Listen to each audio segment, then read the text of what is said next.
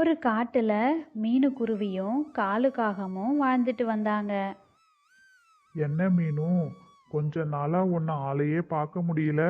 ஊருக்கு போயிருந்தியா? ஆமா காலண்ணா, அக்கா வீட்டுக்கு போயிருந்தேன். பாவம் உன்னோட கணவர். 4 நாளைக்கு முன்னாடி தான் பார்த்து பேசிட்டு இருந்தேன். இப்படி திடீர்னு இறந்து போவார்னு கொஞ்சம் கூட நினைச்சு பார்க்கல.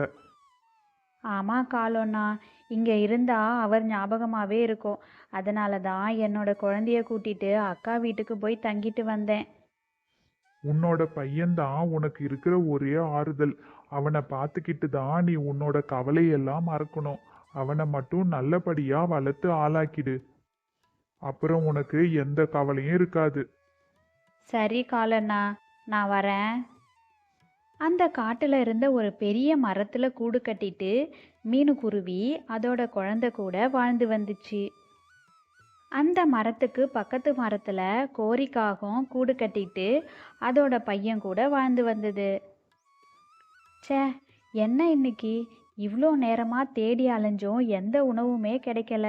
வீட்டில் வேற என்னோட குழந்தைய தனியா விட்டுட்டு வந்திருக்கேன். இப்படி சொன்ன கோரிக்காகம் கூட்டுக்கு திரும்பி வந்துச்சு. இன்னைக்கு எந்த உணவுமே கிடைக்கலையேன்னு ரொம்பவும் கவலையோட உட்காந்துருந்துச்சு. அந்த நேரம் பார்த்து மீனுக்குருவி அதோட கூட்டுக்கு உணவு கொண்டு போயிட்டு இருந்தது.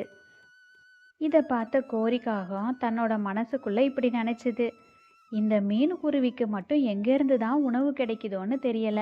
எப்போ பார்த்தாலும் உணவு கொண்டு போயிட்டு இருக்கு. ஒரு நாளாவது என்ன மாதிரி உணவு எடுக்காம போனதே இல்லை. இப்படி சொன்ன கோரிக்காகம் மீனுக்குருவியோட கூட்டுக்கு போச்சு.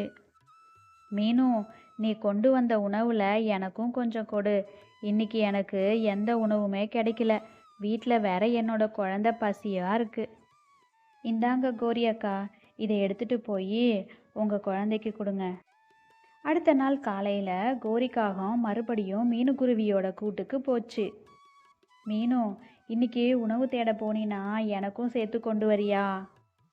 சரி கோரி அக்கா, நான் போற இடத்துல எனக்கு உணவு நிறைய கிடைச்சதுன்னா உங்களுக்கும் கொண்டு வரேன். இப்படி சொல்லிட்டு போன மீனுக்குருவி கொஞ்சம் தானியங்களை கொண்டு வந்தது.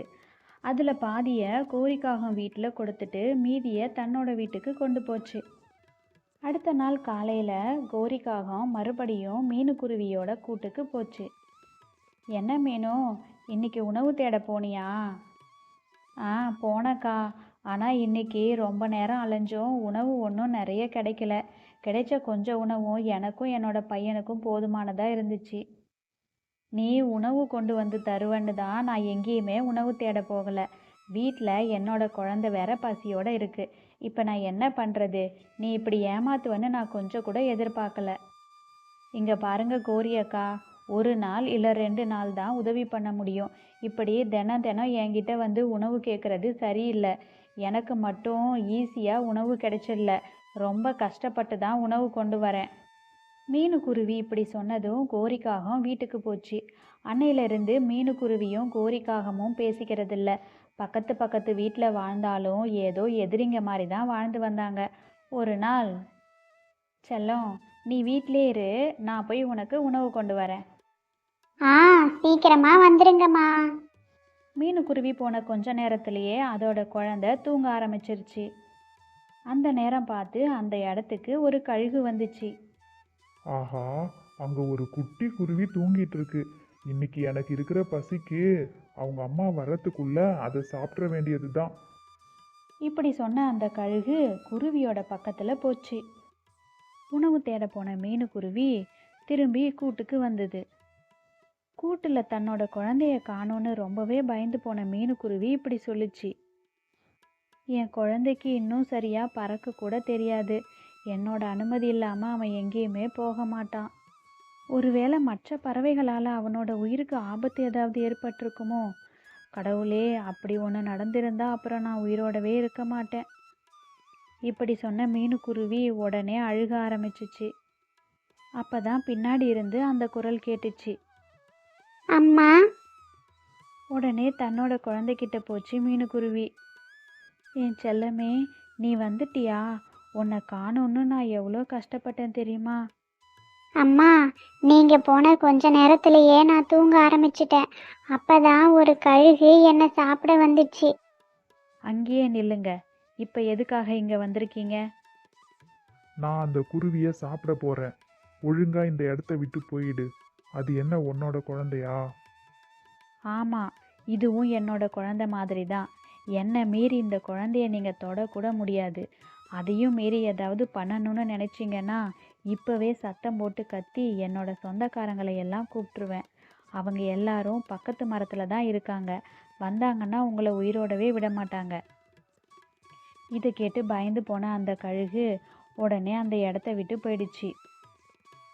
கோரியக்கா, நீங்கள் செஞ்ச இந்த நன்றியை என்னோட வாழ்நாள் முழுக்க நான் மறக்கவே மாட்டேன். என் குழந்தைய எனக்கு உயிரோட திரும்ப கொடுத்துருக்கீங்க.